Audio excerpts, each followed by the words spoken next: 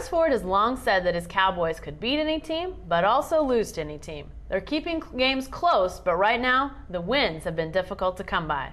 From the Dodge Sports Desk, I'm Jenny Carlson, and this is the OSU basketball edition of Bedlam Nation Conversation with Andrea Cohen. Okay, Andrea, Cowboys are 14-8 after a loss on Saturday at Kansas. You'd have to think that they need 19 or 20 wins to get into the NCAA tournament. Are those hopes still alive for this team? They're alive, but they keep getting tougher is basically the situation. Kind of adding up the numbers, we've kind of, everyone figures that if they could go 6-2, they would be in pretty good shape. Maybe need to win a game or two in the Big 12 tournament, but they would be in good shape. Getting to 6-2 is going to be very difficult with 2 Texas games at OU. At Colorado, which now looks tough after what happened in Norman over the weekend.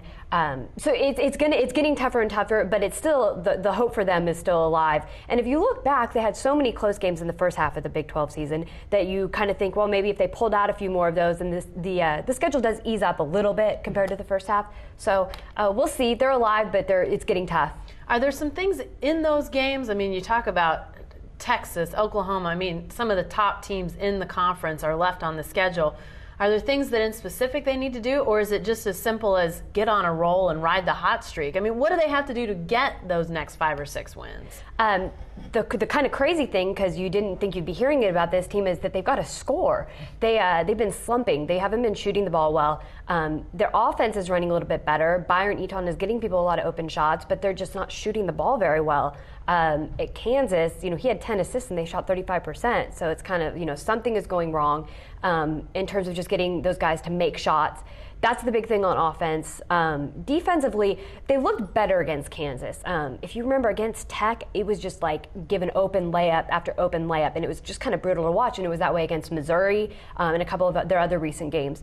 Against Kansas, it seemed like they were having fewer breakdowns. Travis Ford, he said he just really tried to simplify things and just really protect the basket, just more help defense, just more basic help defense to really protect the basket. And it seemed like they did that much better against Kansas. So a guy who's been doing pretty well scoring, as opposed to some of his perimeter teammates, is Marshall Moses. Saturday at Kansas, 18 points, had 8 rebounds to go along with that. We're seeing a continued good production from him. What's he doing differently to now be on this little bit of a spurt that he's on? I think that he has a lot more confidence, which is really important for him. But I think mentally he's just getting himself into the game better.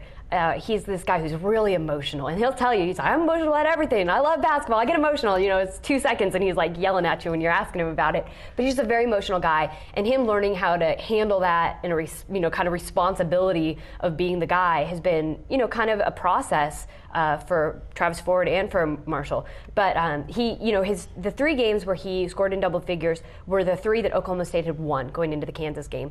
And so, you saw how important he was to the team. That was clear. But then against Kansas, you saw that he could actually score against good competition.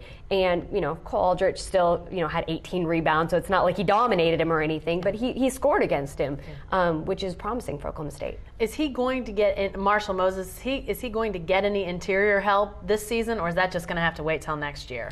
I think it's looking like he's the 5. Yeah. I mean, I think that's how it's looking. In the future, he's versatile enough. He'd be a great 4 for a kind of a power lineup. But I think that at this point, he's going to be the 5. So they need him to keep playing bigger than what he is and what Travis Ford claims he's 6'4". Marshall says 6'6". He goes, but if Coach Ford says I'm 6'4", I'm 6'4". But yeah, he's undersized. Let's turn our attention to the perimeter game for a second, because as you said, there's been this slumping going on by the shooters. For a team that lives and dies by that, that's not a good sign. What can OSU do to maybe break those shooters out of the slump? He tells them just keep shooting, it's going to come. And we've kind of said all year, there's going to be a game where they all make them and they're going to beat somebody they shouldn't. That just seems likely. But for the most part right now, it's just keep shooting, try to get somebody just on a roll and more comfortable, which it seems like it's been hard to do. But some of the guys, like James Anderson, if he's missing threes, he needs to start doing what he was doing a couple of weeks ago and taking the ball to the rim again, which he didn't do as much against Kansas. Travis Ford was a guard in his playing days. Does that add or do anything in times like this when a team's slumping? Does he have any added advantage of trying to help guys through it, or added frustration trying to help guys through it? How does that play into all of this? We asked him yesterday about what it's like when you're the point guard and guys are missing shots. And he said, you don't notice it during the game. But afterward, you're kind of looking at the stat sheet and you're like, hey, wait a minute. I could have had more assists than that, which is exactly what Byron said after the Kansas game. I think that what he's really realized about this team is that he was thinking, I have all these guards who can break guys down. And in reality, Byron is the best guy off the dribble and one of probably the only, James Anderson a little bit, but he doesn't have a bunch of guards who can break guys down off the dribble. I was giving him a hard time yesterday. I said, are you going to start calling them all forwards? Like I start one guard and four forwards now instead of 4 guards and 1 forward. But I think that's kind of he's kind of had to adapt the way he coaches them because all these ball screens and kind of breaking guys down off the dribble, he has a lot of catch and shoot guys, a lot of guys who are good at catching and shooting, and so he's trying to play to their strengths a little bit more and figure that out. And I think if you're a player, you can kind of see that, a former player, you can see that a little bit more. Yeah, interesting stuff. Andrea will continue following the Cowboys during this last month of the regular season. To follow all the news and analysis, stay with the best coverage team anywhere at newsok.com and every day in the Oklahoman. Let's see it.